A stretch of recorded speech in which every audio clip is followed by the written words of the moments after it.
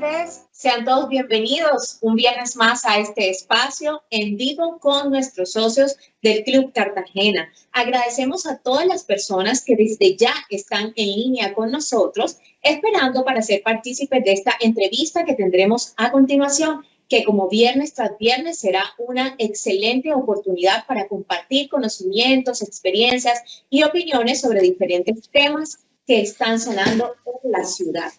Les agradecemos también a las directivas del Club Cartagena por abrir estos espacios que nos permiten estar cerca de nuestros socios a pesar del distanciamiento social y por supuesto también de todos los seguidores del Club Cartagena que se conectan con nosotros. Bueno, como todos los viernes tendremos un invitado de lujo. Él es un hombre comprometido, serio, responsable. Lo describen como una persona muy paternalista y que hoy desempeña una labor bastante importante para el futuro de la ciudad y el bienestar y la salud de los cartageneros. Él es Juan Manuel Benedetti Sarasti, es médico anestesiólogo cardiovascular con más de 30 años de experiencia en el gremio médico y quien también tiene una especialización en gerencia en salud. Él fue designado recientemente como coordinador jefe del Ministerio de Salud para manejar todo lo correspondiente al tema del coronavirus, del COVID-19 en Cartagena. Es decir, que él está haciendo como un enlace entre nuestra ciudad y las autoridades a nivel nacional para manejar todo este tema de los indicadores y todos los planes y proyectos que deben crearse para mitigar el impacto de esta pandemia en la ciudad. Entonces, bueno, vamos a darle la bienvenida al doctor Juan Manuel. Aquí tiene una audiencia esperándolo, doctor, a quien queremos que en este momento salude y recibámoslos todos también con una excelente energía en esta entrevista. Gracias, Mafe, gracias por esta invitación. Igualmente a las directivas del Club Cartagena, al doctor Orlando Bustillo, al doctor Ubaldo Morales y a mi gran amiga y vecina Rosario de Granados. Bueno, bienvenido, doctor, a este espacio. Le cuento que ya tenemos alrededor de 100 personas conectadas queriendo conocer sobre este tema que usted maneja también. Digamos que la ciudad entera está como con expectativa y por supuesto con esperanzas puestas en una persona como usted con tanta experiencia para que esté al frente de este tema que ha dado tanto que hablar en la ciudad, en el país y por supuesto en el mundo, ya que es un tema que rompe todas las fronteras de ciudades y países. Entonces, vamos a arrancar, doctor, con cómo fue este tema del nombramiento que le hizo el ministerio y cómo recibió responsabilidad que es tan grande para una ciudad. Cuéntenos sobre eso. Yo todavía me pregunto cómo llegó mi nombre al ministerio. Del ministerio me contactaron.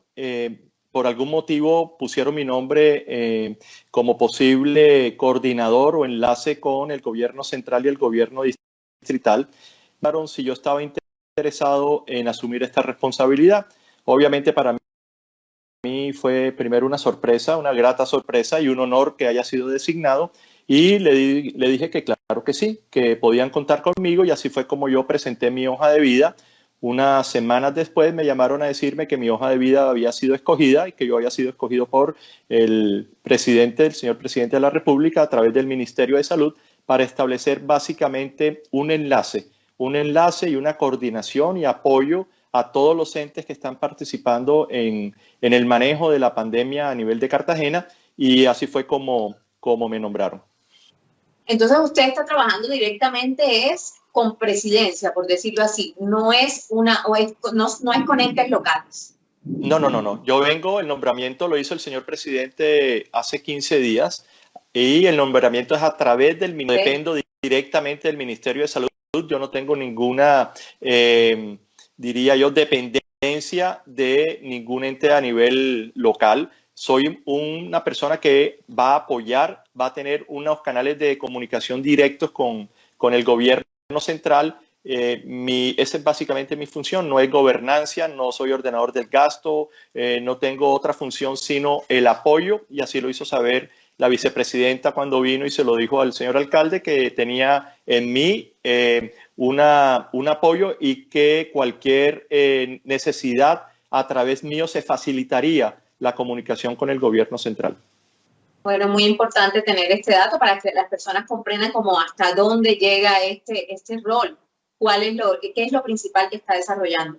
Doctor, Cartagena en este momento está en el ojo del huracán en el país. Para nadie es, digamos, que un secreto que es una de las ciudades, o quizás la ciudad, donde se ha multiplicado con mayor velocidad el virus y también se han elevado las tasas de muertes. En lo que usted lleva en este cargo, que nos acaba de comentar, que son aproximadamente 15 días, ¿qué razones ha podido identificar para que este aumento se haya dado de esta manera tan exponencial en la ciudad? Yo creo que son multifactoriales. Uno es nuestra situación socioeconómica, otro es una desarticulación que se ha venido presentando, que se venía presentando entre los diferentes actores del manejo, cada uno haciendo su mejor labor, pero no sumando esfuerzos. Y esta fue la razón y una de los diagnósticos que estableció el gobierno y el ministerio, donde necesitaba una persona que de alguna u otra manera ayudara a articular. Como te dije, estos son factores multifactoriales. Otro es la situación de vulnerabilidad que vive casi diría yo, que el 70% de la población cartagenera. Tenemos una gran densidad por población. Por hectárea estaría aproximadamente entre 500 y 600 personas por hectárea, mientras que en otras regiones podemos hablar de unas 200 personas por hectárea. Esto hace muy difícil el confinamiento, hace muy difícil el distanciamiento y eso puede estar incidiendo. Nosotros tenemos una población muy parecida al barrio Kennedy en Bogotá y el comportamiento del barrio Kennedy en Bogotá es muy parecido a la ciudad de Cartagena.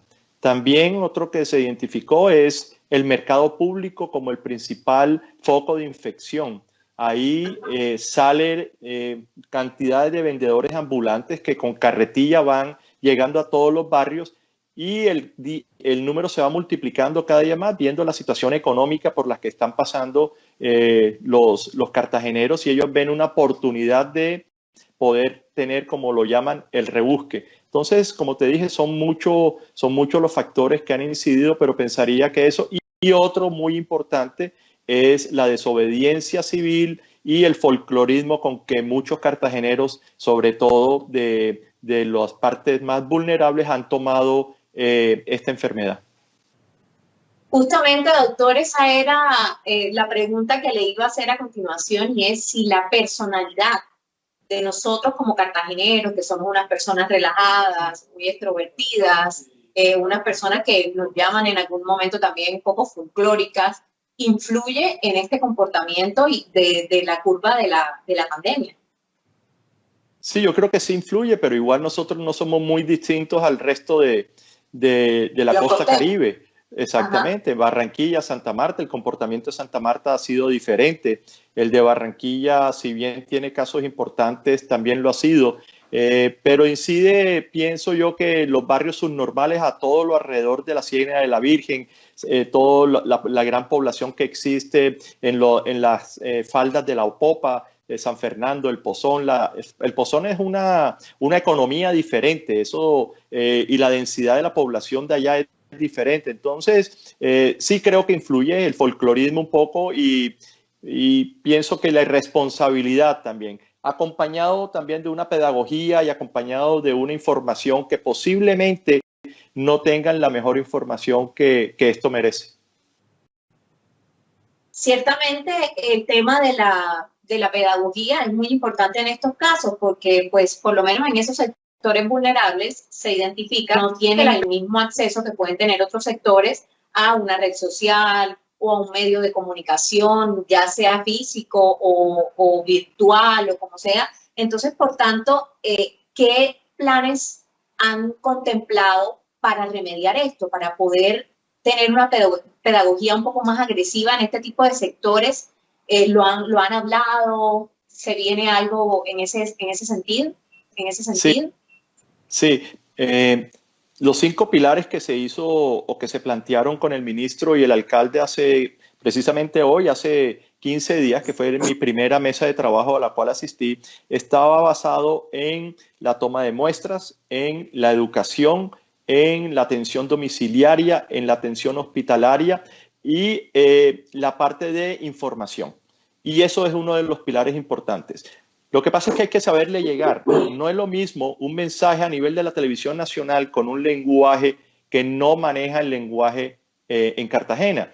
Se está haciendo y se le ha planteado también a los entes gubernamentales que hay que llegarle con un lenguaje de la gente propia de Cartagena, Mr. Black, que le cante en forma de mensajes que la gente entienda, que le llegue. También se va escalonando a un lenguaje más, mucho más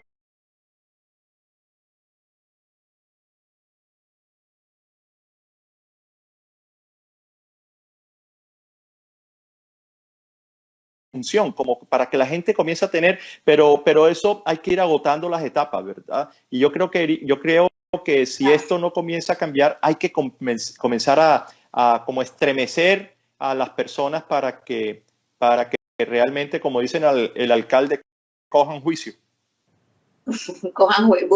Busquen oficio, no salgan a pendejear, como dice. No salgan a pendejear, exactamente. Doctor, le cuento que en este momento tenemos cerca de 140 personas en línea que están aquí, bueno, que quieren ser partícipe de esta entrevista. Ya hemos recibido muchísimos comentarios. Una vez finalicemos la entrevista, a todos les pedimos que sigan enviando, que nos manden preguntas para el doctor, comentarios, que con mucho gusto los vamos a estar leyendo. Por supuesto, una selección de estos por temas de tiempo. Continuemos, doctor. En una entrevista que usted ofreció para los medios, mencionó que en las próximas semanas, no tengo claro bien cuánto tiempo, Cartagena podría llegar a 30.000 o 50.000 contagios, de acuerdo con unos estudios que han realizado. ¿Cómo se está preparando la ciudad para cuando esta cifra llegue? ¿Es claro que va a llegar esta cifra? Esos son unos estudios que hizo la Universidad de Antioquia en una Big Data basados en la experiencia que vivió básicamente 3 países en Europa, Alemania, Italia y Francia. En el mejor de los casos fue Alemania y en los casos menos favorables fue Italia y España. Y ellos consideraron que en el mejor de los casos podía estar en un 2% la totalidad de contagios. Y en el peor de los casos estaba Francia e Italia, Italia y España con un 5%. Si tú traspolas eso a la ciudad de Cartagena, que tenemos aproximadamente 1.034.000, pero dejémoslo en 1.000.000, quiere decir que el 50% se puede contaminar. De ese 50% estaremos hablando, 5% estamos hablando de 50.000 personas que se podrían llegar a contaminar en el peor de los casos. De esas 50.000 personas, el 40% puede que no tengan ningún síntoma, porque no se puede decir asintomáticos. Si uno hace una anamnesis y si uno hace una historia clínica o le pregunta al paciente, ¿algún síntoma presenta? Dolor de cabeza, dolor muscular, carraspera a nivel de la garganta, algo de tos, y esos son síntomas leves. Estamos hablando de 40.000 personas que eventualmente puede que no tengan nada. Y de el restante, el 20%, un 15%, o sea, 7.500 personas, pueden tener sintomatología moderada que requerirán ya sea atención domiciliaria o atención hospitalaria. Y un 5% de esa población requerirá cuidado intensivo. Estamos hablando de 2.500 personas aproximadamente. Esto en el lapso de unas 6 a 7 semanas contando cuando comience el pico, que ha sido la evolución de la enfermedad en los otros países. Entonces esperaríamos que el pico se llegue a presentar, se mantenga durante un tiempo y después comienza a descender. Pero en ese tiempo, en esa campana que se forma, podríamos tener unas 2.500 personas necesitando cuidado intensivo y necesitando una atención mucho más cercana que el resto de las personas. Doctor, según eso que usted nos acaba de comentar, podríamos interpretar que es casi que imposible conocer las cifras reales de la enfermedad, teniendo en cuenta que hay personas que, como usted ha mencionado, presentan un síntoma muy leve que no trasciende y que, por tanto, no sé, ni siquiera se hacen la prueba. Es decir, nunca vamos a conocer un dato real, es la pregunta. Efectivamente puede haber un subregistro, porque muchas personas pueden haber estado contagiadas, no se hicieron las pruebas porque no sentían nada y eso no están contados dentro de las personas. Esto, como te dije, es un dato donde ellos se basaron en los registros que tenían estos países. Posiblemente estos países la contaminación, el contagio fue mucho mayor. Entonces, pero estamos hablando de datos tomados por una información de análisis de data que ellos traspolaron a Colombia. Muy bien, bueno, estamos para todas las personas que se siguen conectando a esta transmisión, estamos hablando con el doctor Juan Manuel Benedetti. Él es el enlace entre las autoridades locales y nacionales en cuanto al manejo del COVID en Cartagena. En este momento, bueno, ahí van subiendo, incrementándose cada vez más las personas que nos están siguiendo. Estamos aproximadamente en 160 personas en este momento. Doctor, muchísimas personas están en línea. Realmente es una de las entrevistas que más se ha conectado personas. Agradecemos también a Pedraza Producciones por hacer posible esta transmisión y a las directivas del Club Cartagena por abrir este maravilloso espacio. Doctor, al inicio de la pandemia, uno de los problemas más graves que enfrentó la ciudad era el tema de las muestras.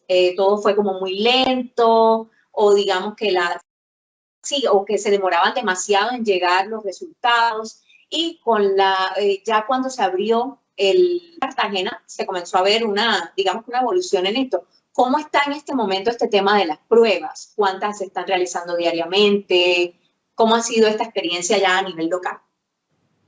Bueno, primero voy a hacer algo de información y de claridad, que existen dos tipos de pruebas. Uno que llama la prueba rápida, que es la prueba inmunológica, que se da básicamente a partir del día 7, pero más hacia el día 11, donde el organismo produce una serie de anticuerpos contra un antígeno, que en este caso es la proteína del virus, y reacciona contra él. Entonces son la inmunoglobulina G y la inmunoglobulina M. Pero la prueba estándar es la prueba molecular o la prueba genética, donde se determina que el virus realmente lo tenemos. Esa prueba es la PCR, que tiene un proceso, es un proceso que necesita unos reactivos, necesita una extracción que se hace a través de unas perlas magnéticas y se hace después un análisis. Inicialmente se estaban llevando a Bogotá. Y después el laboratorio de la Universidad de Cartagena adaptó su laboratorio y se comenzó a hacer aquí. Pero esas pruebas tienen una trazabilidad. Tienen que tomarse en el sitio preciso, tienen que almacenarse a un promedio de -8 grados centígrados, tiene que desembalarse y tiene que tener el reactivo. Si en algún momento de ese proceso no se pone a 8 grados centígrados, el reactivo se seca o no se toma en la muestra en el sitio que es, la prueba va a salir negativa. Entonces vamos a tener unos falsos negativos que posiblemente dificultan el manejo. En este momento en que estamos, la Universidad de Cartagena tiene inicialmente una capacidad de muestras de 400 muestras día y estamos realizando un promedio de 1000 muestras diarias. Ha sido un gran esfuerzo del laboratorio de la Universidad de Cartagena, duplicando esfuerzos laborales y de personal para trabajar casi las 24 horas al día. Lo otro es que muchas veces la muestra tiene que ir con una ficha técnica, y la ficha técnica tiene que decir el nombre, el sexo, la edad, toda la parte de información. Si por algún motivo, y eso se llena a mano, ponen un 4 y es un 9, esa ficha técnica no va a ser almacenada, digitada adecuadamente, y no va a ser posible entregar el resultado. Esto nos cogió a nosotros, como al mundo entero, nos cogió sin tener conocimiento, y estamos básicamente haciendo algo como prueba-error. En el día de ayer se identificaron esos problemas y todos los que toman la muestra tienen que tener una certificación y hacer el llenado, porque muchas veces ellos pensaban que era únicamente hacer el hisopado o la escudilla que lo ponen a través de suficiente. No, es tan importante eso como llenar la ficha, porque si no, no hay coincidencia.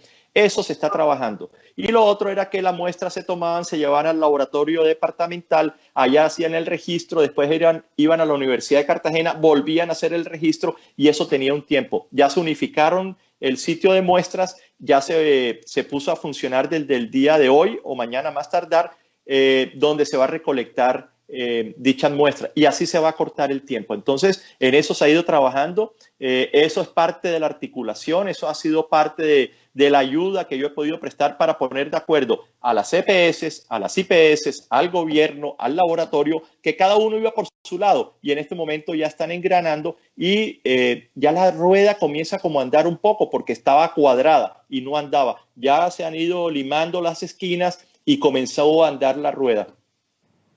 Muy bien, doctor.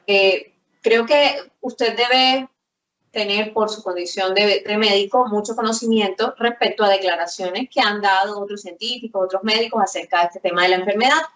Conocemos el caso de Manuel Elkin Patarroyo, quien ha dado algunas declaraciones que se han vuelto un poco controversiales. Por ejemplo, él mencionaba que una vez se encuentre la vacuna, esta no le va a servir a todo el mundo por igual. También dijo, por ejemplo, que se ha creado mucho pánico frente a la enfermedad. En algún momento lo mencionó al inicio de la pandemia en el mes de marzo. Y también mencionaba que es exagerado tener las ciudades cerradas. ¿Qué posición tiene usted frente a este tipo de declaraciones? La posición mía es igual que tenemos todos los de la comunidad médica. En los últimos 8 meses se han escrito más de 2 billones de papers o ensayos. Yo pienso que nunca antes había habido una información, tanta información como la del coronavirus y tanto experto que ha salido hoy en día hablando. Habla el epidemiólogo, habla el infectólogo, habla el intensivista, hablan las personas que creen tener y de buena manera la razón. Yo pienso que estamos en un estado de confusión porque yo como médico hay una línea que hace un tratamiento y hay otra línea que hace otro tratamiento y no hay evidencia científica de que alguno de los tratamientos funcione. Esa es la gran disyuntiva. Con relación a que se debe el confinamiento, a ver, lo que nosotros, por lo menos es la indicación, la motivación es que si se van a infectar las personas, nos infectemos poquito a poquito.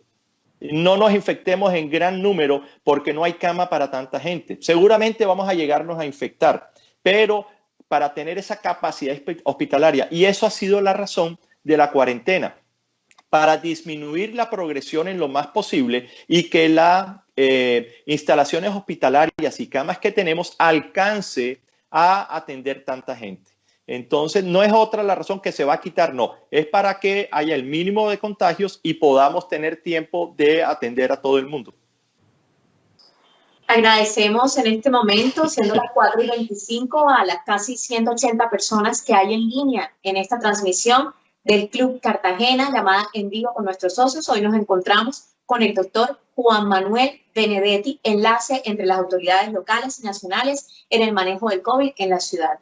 Doctor Juan Manuel, cuéntenos el modelo de qué país respecto a este tema del manejo del COVID, ¿a usted le parece que sería aplicable acá en Colombia y especialmente en Cartagena y por qué? A ver, esto es un problema económico, social y médico. Y si nosotros queremos hacer un modelo, tenemos que buscar unos países que tengan una situación social, económica y médica parecida a la nuestra. En este momento, América es la que estamos viviendo lo que vivió en algún momento Europa. Entonces, lo que está pasando en Chile, lo que está pasando en Perú, lo que está pasando en Ecuador, es muy parecido a lo que nos está pasando a nosotros. La situación económica de Chile, Perú, la situación nuestra no es igual, por ejemplo, a Nueva Zelanda, por decirte algún ejemplo. Nueva Zelanda tiene una población de unos 5 millones de habitantes y ellos en el segundo o tercer caso, cuando vieron el brote, hicieron un confinamiento, hicieron un nivel de alarma número 1. Quiere decir que había restricciones de bares y aglomeraciones. Después hicieron el nivel de alarma número 2, donde tenían escuelas y llegaron hasta el confinamiento o el nivel de alarma número 4, que era totalmente en casa. Pero ¿a qué le pasaba? A esas personas les llegaba todos los días un cheque o todas las semanas un cheque de más de $1,500. Entonces, mantener a las personas con nuestro tratamiento a la pandemia, igual que lo podemos hacer con el manejo que le dio Nueva Zelanda. Entonces, ubicarnos en el contexto en que estamos, en nuestro contexto social, económico y de salud. el fortalecimiento de la red pública y de salud pública en otras partes del mundo. Alemania, por ejemplo, es mucho más robusta que el nuestro. Nosotros tenemos de por sí, antes de la pandemia, ya un sistema de salud debilitado y pobre que nos cogió a nosotros en esta situación, y ahí es donde se están dando todas las deficiencias y se están mostrando todas las deficiencias de nuestro sistema de salud. Bueno, me informan en este momento que hay tormenta eléctrica en algunos sectores. Pues trataremos de mantener la transmisión, pero lo anunciamos por si de pronto tenemos algunas fallas técnicas respecto a este tema, dado que dependemos pues del internet. Doctor, ¿qué lecciones cree que este tema de la pandemia le están dejando al gremio médico? En la medicina, siempre que ha habido algún tipo de eventos, la Segunda Guerra, las guerras mundiales, por ejemplo, las pandemias del 1934, cuando fue la peste negra, después en el año 1919, la gripe española, siempre sale después de ello algún tipo de experiencia. Básicamente yo pensaría que en este momento, con todos los avances que tiene la ciencia, nos demos cuenta que somos vulnerables a unas partículas que son micropartículas, las que nos están afectando, y no podemos con ellas.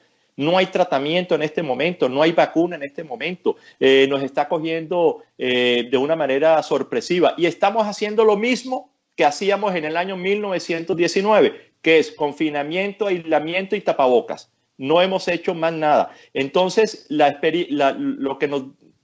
experiencia es que es la prevención y la contención, porque a nivel de medicina muy pocas cosas podemos hacer. Entonces, una medicina, volver otra vez a la medicina familiar, volver otra vez a disminuir las comorbilidades y con una atención oportuna de los pacientes. De esa manera, eventualmente podemos tener menos pacientes vulnerables, un buen control de la presión, del peso, de la diabetes, una educación a la población de lo que es el cuidado personal del lavado de manos, tener lo mínimo de aseo y lo mínimo de prevención. Yo pienso que eso es parte de la experiencia que podemos sacar.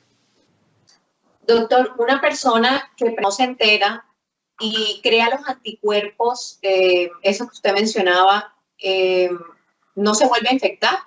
O porque vemos algunas noticias de que dice que el virus repite. Sí,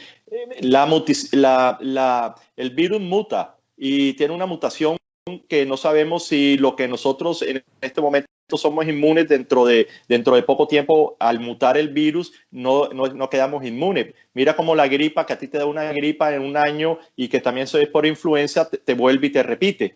Pero en este momento están también en tratamiento. Uno de los tratamientos que están haciendo es la plasmaféresis. Eso, las personas que han tenido el virus le hacen extracción del plasma, y a las personas que están contaminadas, que están ya en un estado avanzado de la enfermedad, le ponen este plasma para, de una u otra manera, es como una vacuna dada por el propio organismo. Entonces, decirte ahora no te podría asegurar, como no te lo puede asegurar nadie, porque el comportamiento del coronavirus hasta el momento es un comportamiento que estamos aprendiendo, no se conoce, la sociedad científica está trabajando en ello, apresurados con sacar la vacuna, y lo único que nos queda son hacer el confinamiento, el aislamiento y el cuidado personal.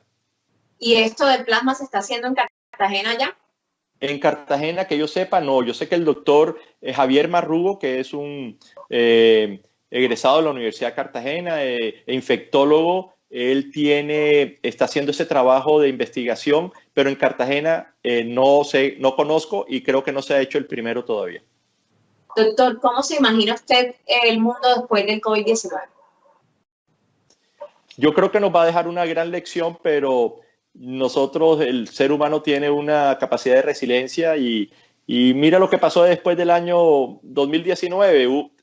Se murieron aproximadamente de 30 a 50 millones de personas. Fue casi el 30% de la población de Europa en ese momento. Sin embargo, seguramente ellos vivieron lo que nosotros estamos viviendo en este momento y seguramente estaban pensando lo mismo que estamos pensando, que el mundo cambió, que el mundo es otro, que el mundo de aquí adelante. Sin embargo, pasó esa generación, volvimos a tomar confianza en las medidas y el mundo continuó. Yo creo que en este momento estamos aprendiendo, tenemos un poco en la medida que esto pase, creo yo, y espero que la vida continúe nuevamente como veníamos funcionando antes del virus. Bueno, doctor, la última pregunta que le tenía ya la respondió hace unos pocos minutos con el tema del autocuidado. Le iba justamente a decir cuáles son esos consejos que usted da, pero creo que quedaron aclarados con estos 3 puntos que acaba de mencionar. Entonces, vámonos a la ronda de preguntas. Ya que en este momento tenemos muchísimas que han ido haciendo en el transcurso de la transmisión. Tenemos cerca de 200 personas en línea con usted en este momento, doctor. Le voy a ir leyendo algunos comentarios, iniciando con un comentario que nos deja nuestro presidente de la Junta Directiva, el doctor Orlando Bustillo, quien le dice que estamos muy agradecidos en el Club Cartagena con usted y los cartageneros al aceptar tan difícil cargo en momentos tan duros para la ciudad, el país y el mundo. Dios lo ilumine y a su vez le pedimos sea el vocero del clamor de los cartageneros a nivel del gobierno central. De su parte, del Junior, un abrazo, amigo y colega. Le manda ese. Muchas gracias. Tan bonito. Gracias. Bueno, quiero hacerte una salvedad. Mira, ¿sí? Nunca antes Cartagena, ninguna ciudad en Colombia ha sido visitada tantas veces como Cartagena. Hemos tenido 2 veces al ministro de Salud, una vez al viceministro, a la vicepresidenta,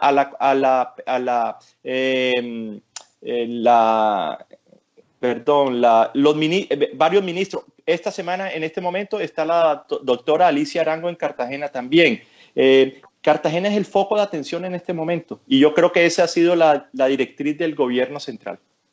Así es. Bueno, otros comentarios tenemos por acá. Lina María Vélez dice: el mejor, él es mi doctor estrella. Le mandan saludos Margarita Brigardes de Malagana. José Capaz dice: complacido de oír al doctor Juan Manuel. Paulina Meisel dice: en vos confío. Muchas esperanzas puestas en usted. El Mono Vélez dice: ánimo Juan Manuel. La Prince Martínez le dice: su presencia aquí nos da confianza. Rafael Pérez: excelente doctor y persona. Gerardo Araujo dice: un lujo de funcionario. Gracias por el servicio que prestas al país y a Cartagena. Un saludo para don Gerardo Araujo, que siempre se conecta a nuestras transmisiones. Maura Hernández dice: ¿cuál es la estadística de contagiados en Bocala, separando la base naval, y qué planes de apertura hay por barrios? Eso es una posición interesante. Cartagena, Bocala, cuando vieron las noticias de la cantidad de contagios, yo dije, hay que darle la información exacta. Esos contagios, ese aumento de los contagios fueron a nivel de la base naval y el hospital naval. El comportamiento de la contaminación en Boca Grande es la más baja en toda la ciudad. En algún momento se lo dije yo al alcalde, el hijo alcalde, ¿por qué no ponemos el ejemplo a nivel nacional donde el comportamiento o el buen comportamiento de las ciudades se vaya teniendo una apertura? Entonces, estimule a los barrios que mejor se portan para que vayan teniendo una mayor apertura. Por ejemplo, si Boca Grande, Castillo Grande, El Laguito, la contaminación, y vemos que el RO es la capacidad de infectar de 0 personas a más personas, y esa capacidad está por debajo de 1, quiere decir que la contaminación o la propagación de la enfermedad se ha dado. Y comenzar, por ejemplo, a permitir que la gente salga un poco más libremente a hacer actividades físicas permanentes por el paseo peatonal, que eventualmente podamos comenzar a ir a las playas. Pero esto es muy delicado porque como eso se dé, me imagino la cantidad de comentarios de barrios subnormales que por qué aquí se está dando y allá no, pero precisamente ese era el mensaje, porque el comportamiento de las personas es mejor en Boca Grande o en Castillo Grande, pero eso es una propuesta nada más que se le hizo y veremos a ver con el tiempo si eso se puede llevar a cabo. Ok, doctor, acá le preguntan, según el estudio que usted mencionaba, ¿cuándo empezaría ese pico que mencionaba acá en la ciudad? Ya estuvimos viendo en el día de... Bueno, el pico comenzó, ya estamos, y veíamos cómo hace unas semanas, y esto no es para desalentar, no es para que tomemos confianza, pero en esta mañana que estuve reunido con las diferentes EPS y con el Instituto Nacional de Salud, en compañía también de las IPS, el RO o el porcentaje de contaminación, no de contagio, estaba llegando a 2.4. La semana pasada disminuyó a 1.6 y el día de hoy disminuyó a 1 punto y pico. O sea, pienso que las cosas están comenzando a darse. No es lo que podemos decir que esté controlado, pero yo pienso que de una u otra manera la capacidad hospitalaria que estamos la semana hace 10 días en el 85%, ya tenemos una capacidad instalada o capacidad del porcentaje de ocupación de un 75%. Entonces, poco a poco se van dando las cosas, se están haciendo intervenciones en los barrios, la articulación pienso que comienza a dar un poco de efecto. Hemos tomado conciencia que esto tenemos que trabajar juntos y yo esperaría que esto logre medio a comenzar a aplanarse la curva en los próximos 15 días. Eso es la aspiración que tenemos y ya comenzó a dar algunos indicadores que así va a ser. Dios permita que sí, doctor. Tenemos acá otra pregunta. Jorge Norman dice, ¿cómo podrían los establecimientos, personas naturales e instituciones públicas y privadas realizar capacitaciones con respecto al tema de bioseguridad? Sí, yo pienso que esto tiene que ser una campaña y la campaña tiene que tener unas directrices para que todos hablemos el mismo idioma. Yo pienso que en el mundo lo que están haciendo y las campañas que están haciendo es aplicarlas a Cartagena porque no hay nada diferente. Yo creo que esto ya está inventado, esto ya está probado. Lo que tenemos que seguir nosotros es haciendo con la experiencia que ya nos llevan otros países con unas más o menos 6 semanas de evolución de la enfermedad, comenzarlas a aplicar en Cartagena. ¿Y cuál es? El distanciamiento, el lavado de manos y obviamente el tapabocas que sí incide en la propagación de la enfermedad. Ok, doctor. Mabe Mejía dice, por favor, transmita nuestra preocupación al ministerio de la intención del alcalde de abrir las playas a mediados de junio. Los más afectados seríamos los habitantes de Boca Grande. Gracias. La playa obviamente que es nuestra vecina, pero esto también tiene un componente social. En el momento que tú abras la playa, me imagino toda la cantidad de los vendedores ambulantes, la niña que hace la trenza, el que vende el raspado, el que vende el tinto, van a querer vender. Entonces yo pienso que eso es una medida que hay que tomarla con cierto cuidado porque tendrías que cercar a la ciudad de Boca Grande, que afortunadamente tiene 2 entradas y no sería tan difícil. Pero los que vienen por lancha, ¿cómo controlas tú a la gente y se te llene la gente sabiendo que abrieron las playas, una oportunidad de negocio? Entonces, yo pensaría que eso tarde o temprano se va a dar. Yo pensaría que más tarde que temprano para Boca Grande, pero con esas condiciones donde no se convierta nuevamente en la oportunidad que desafortunadamente tenemos que hacerlo así. En este momento tenemos que tener esas restricciones. Johnny dice, cuando se presenta cualquiera de los síntomas iniciales, ¿qué se recomienda hacer para no dejarlo avanzar? Los síntomas lo dividieron en 3 etapas, etapa 1, etapa 2 y etapa 3. La etapa 1 son síntomas leves que básicamente hay que tener el aislamiento y control de síntomas para el dolor de cabeza, si acaso hay algo de malestar, y el 80% se mejora sin ningún tipo de tratamiento. Ya después viene una etapa más avanzada que es la etapa 2 y hay etapas 2A y 2B. La 2A ya comienza a ver algo de tos, comienza a ver algo de mayor fatiga, comienza también a presentar posiblemente mayor dificultad respiratoria con pequeños esfuerzos. Entonces, ahí ya hay que acudir para hacer los biomarcadores, que uno lo establece con la sigla que se llama CALL, que es C-A-L-L. Entonces, C es, por ejemplo, comorbilidades, hipertensión, diabetes, cualquier patología que tenga. La A, el age, que es la edad, y LL es las pruebas de linfocitos y de deshidrogenasa láctica. Entonces, si el paciente tiene estos síntomas y comienza a tener alteraciones y ya se hace una intervención médica. ¿Cuál es la intervención médica? Dicen que desde la uña de gato, el tinto caliente, el agua, no, nada de eso está comprobado. Lo que sí se está haciendo en este momento es antiinflamatorios como los corticoides, un antibiótico como la ceftriaxona y un anticoagulante que se pone que es la enoxaparina, y con eso los pacientes comienzan a tener control de la enfermedad. Y algo muy importante, los oxímetros de pulso. Una persona que se ponga un oxímetro de pulso y vea que la saturación de oxígeno está cayendo por debajo de 90, es un foco amarillo que hay que acudir inmediatamente. ¿Por qué vemos? Vemos pacientes que llegan con dificultad respiratoria, le hacemos unos gases arteriales, unos oxímetros y tienen 60 de saturación de oxígeno. En ese momento es muy poco lo que podemos hacer.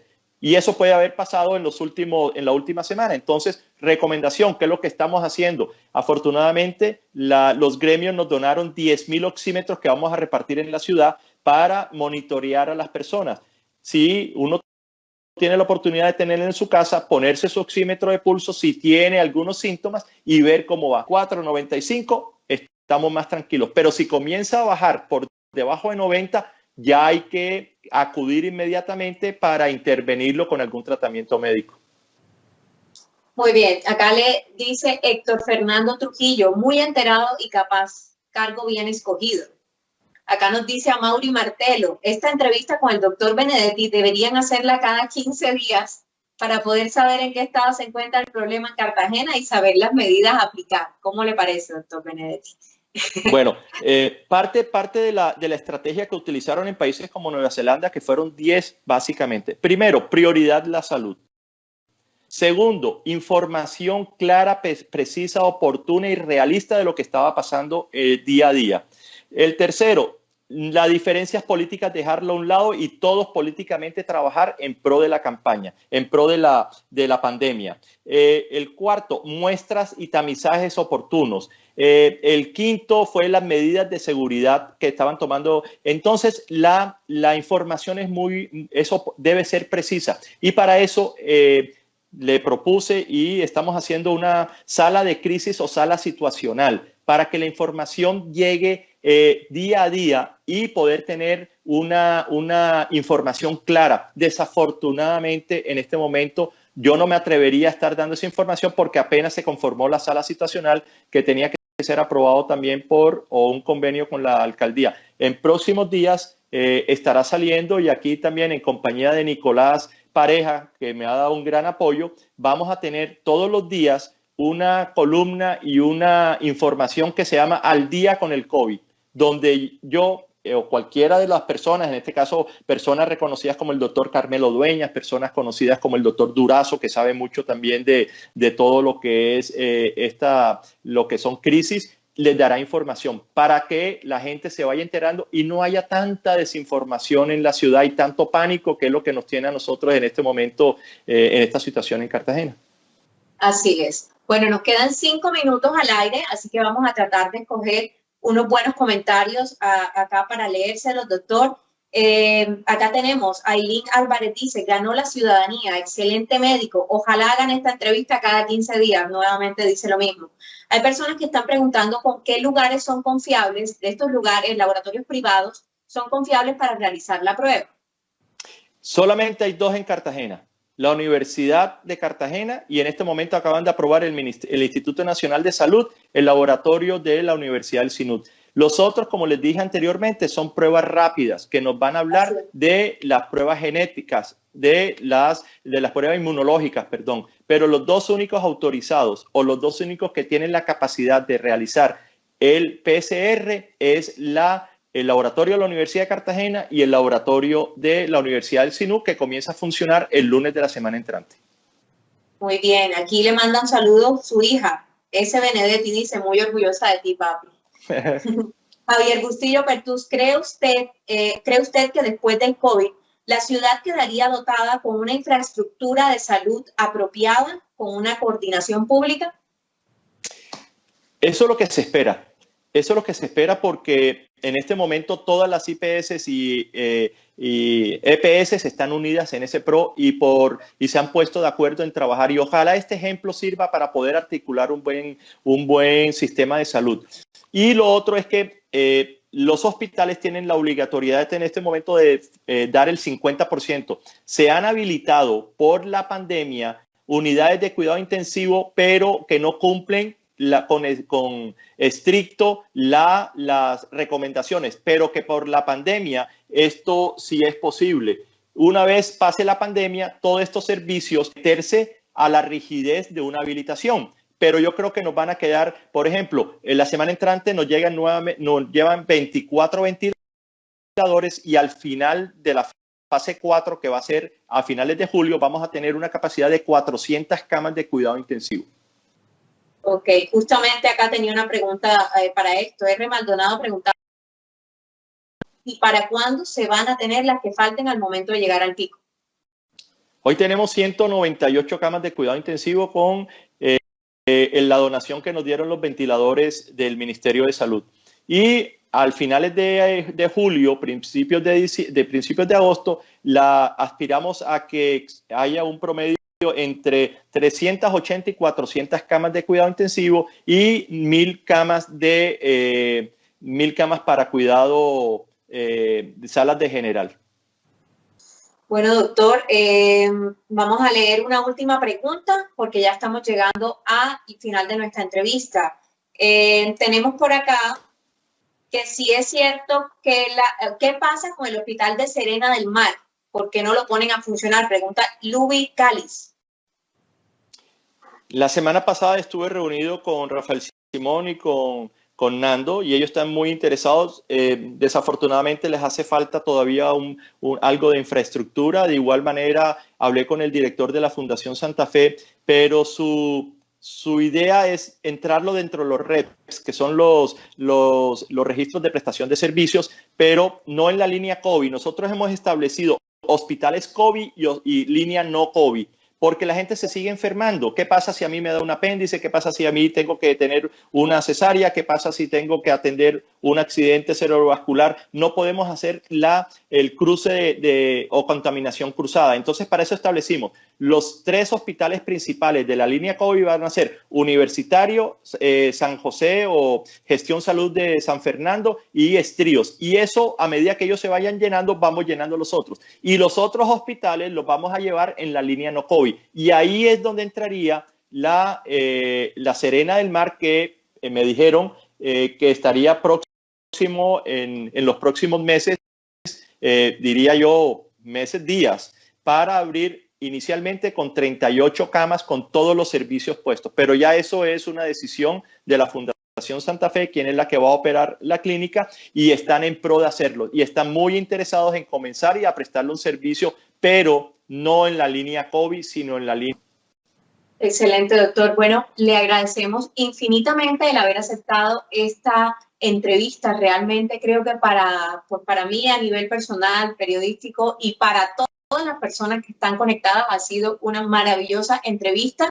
Le cuento que hablábamos antes de comenzar la transmisión de cuál había sido nuestro pico más alto, y le contaba que habían sido aproximadamente 200 personas. Hoy llegamos a 204 personas en el pico más alto de la entrevista, a quienes agradecemos infinitamente por viernes tras viernes conectarse con nosotros.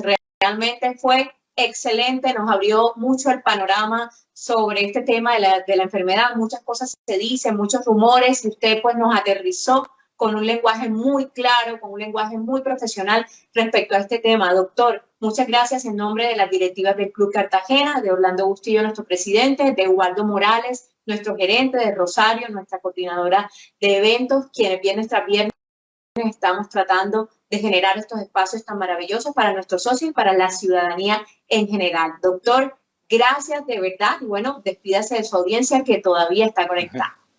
Gracias, Mafe. La verdad es que he tenido el apoyo de la ciudad, de los gremios, gran responsabilidad que me han encomendado. La he asumido con mucho honor y con mucha interés y responsabilidad. Yo le dije al ministro, cuando pensé que esto podía ser un poco más fácil, y le dije: ministro, usted me ha echado a una tormenta de noche, sin luz, sin tipo de faro y sin y sin ningún tipo de ayuda que lo tenía, pero afortunadamente he contado con todos los gremios de toda la ciudadanía y espero cumplir con las expectativas que me han dado.